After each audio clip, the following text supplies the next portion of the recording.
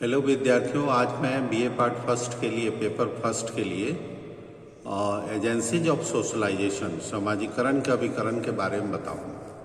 सामाजिकरण की प्रक्रिया कम या अधिक जीवन पर्यंत चलती है, इसलिए इसके अभिकरणों के रूप में अनेक संगठनों, संस्थाओं एवं विधियों का योगदान होता है। इसके बावजूद सामाजिकरण में कुछ संगठनों एवं समूहों की भूमिका बहुत दीर्घस्थायी एवं महत्वपूर्ण होती है। ऐसे अभिकरणों में इसलिए परिवार, पड़ोस, मित्र मंडली, स्कूल और राज्य की चर्चा महत्वपूर्ण है।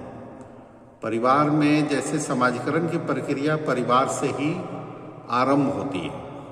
एक बच्चा आरंभ से ही अपने को परिवार में पाता है और वह यहीं से माता पिता, भाई बहन एवं अन्य संबंधियों की भूमिका की नकल करता है और फिर अपनी भूमिका तलाशता है। आरंभिक दौर जो सामाजिकरण के लिए सबसे महत्वपूर्ण है, यही बीतता है चलने, बोलने, रहने का ढंग, भाषा, बोली, पोशाक, नियम आदि का प्रशिक्षण उसे यही मिलता है।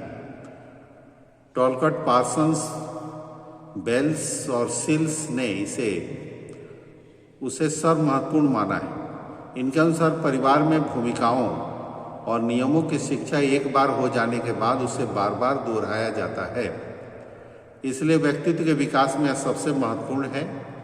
समाज और व्यक्ति के बीच परिवार सबसे महत्वपूर्ण कड़ी है, जो व्यक्ति की व्यक्तिगत इच्छाओं और आवश्यकताओं तथा समाज की परिस्थितियों के बीच संतुलन रखता है। किसान समाजों में जैसा भारत भी है, परिवार की भूमिका और अधिक है। लड़के और लड़कियों को न केवल उनकी भूमिका सिखाई जाती है, बल्कि इन भूमिकाओं से संबंधित पदों पर इन्हें स्थापित भी कर दिया जाता है। मित्र मंडली, पीयर ग्रुप। बच्चे अपनी कम उम्र से ही घर से बाहर निकलने लगते हैं और हम उम्र बच्चों के साथ खेलते हैं। यहाँ वे ऐसी चीज़ें सीखते हैं जिनकी जानकारी उन्हें परिवार में नहीं मिल पाती।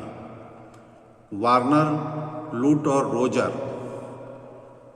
ने एक अध्ययन के आधार पर यह निष्कर्ष दिया कि बच्चे परिवार से अधिक अपनी मित्र मंडली के नियमों से प्रेरित होते हैं। विशेष रूप से किशोर ऐसा करते हैं।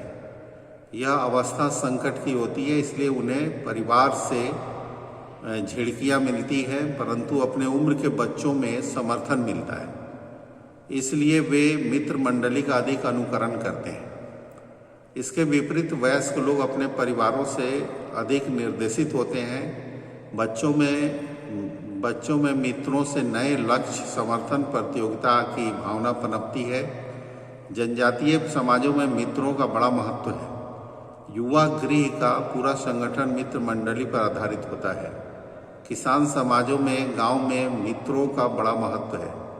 यहाँ किशोर अनौपचारिक और यौन प्रशिक्षण एवं सामाजिक जिम्मेदारी का अनुभव प्रभावशाली ढंग से प्राप्त करते हैं। डेविड रिजमैन ने अपनी पुस्तक दी लॉनली क्राउड में मित्रों के महत्व पर काफ़ी चर्चा की है। इन समाजों की भागदौड़ में मित्र, परिवार और पड़ोस जैसे ही कुछ समूह हैं जो व्यक्तियों को सामाजिक समर्थन देकर उन्हें नियमों के दायरे में बांधे रखते हैं। भारत में आरंभिक दिनों से ही मित्र को महत्वपूर्ण माना गया है।